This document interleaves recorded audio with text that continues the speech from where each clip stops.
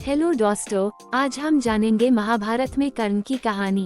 कर्ण द्वापर युग के महान योद्धा में से एक थे, लेकिन उनको मिला श्राप उनकी मौत का कारण बन गया। कर्ण को उनके जीवन काल में 2 श्राप मिले थे।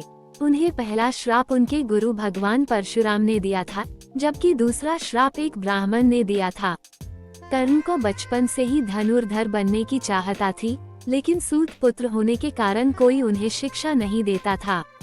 जब वह धनुर्विद्या सीखने के लिए गुरु द्रोणाचार्य के पास जाते हैं, तो वह भी कर्ण के सूत पुत्र होने के कारण उसे धनुर्विद्या देने से मना कर देते हैं। इससे कर्ण निराश होकर भगवान परशुराम के पास पहुंच जाते हैं, लेकिन भगवान परशुराम भी सिर्फ ब्राह्मणों को ही विद्या देते थे।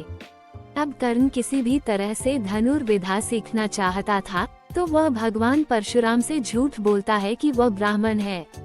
भगवान परशुराम भी कर्ण को ब्राह्मण समझकर उसे शिक्षा देने लगते हैं। जब कर्ण की शिक्षा खत्म होने वाली होती है, तब एक दिन उनके गुरु भगवान परशुराम दोपहर के समय कर्ण की जंघा पर सिर रखकर आराम कर रहे होते हैं। थोड़े समय बाद वहां एक बिच्छू आता है, जो कर्ण के जंघा पर काट लेता है।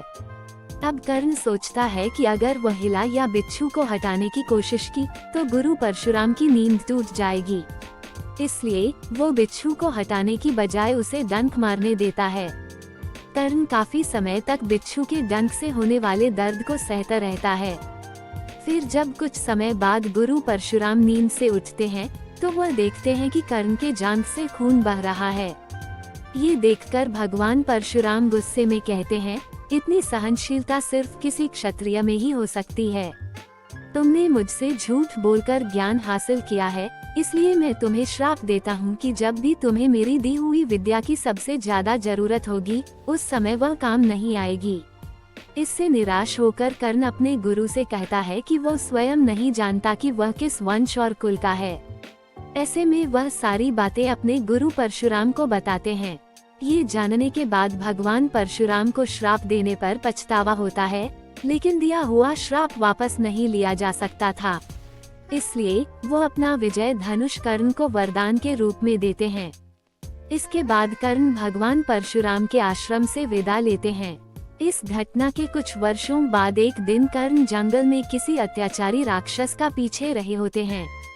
वह राक्षस को निशाना बनाते हुए उसे मारने के लिए बाण चलाते हैं, लेकिन राक्षस अचानक गायब हो जाता है और बाण दलदल में फंसी एक गाय को लग जाता है। बाण लगने से गाय की वहीं पर मौत हो जाती है। उस गाय का स्वामी एक ब्राह्मण होता है, जो गाय की दुर्दशा देखकर कर्ण को वहीं पर श्राप दे देता है। श्राप में ब्राह्मण कहता है कि जिस तरह तुमने एक असहाय गाय को मारा है, ठीक उसी तरह ही एक दिन तुम्हारी भी मृत्यु होगी।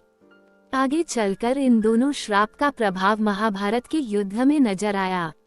युद्ध के दौरान कर्ण के रथ का पहिया दलदल में फंस जाता है। जब कर्ण उसे निकालने के लिए रथ से उतरता है, तभी अर्जुन बाण चला देता है, जिससे कर्ण की मृत्यु हो जाती है। आपको वीडियो अच्छी लगी हो तो वीडियो को लाइक और चैनल को सब्सक्राइब जरूर करिए। धन्यवाद।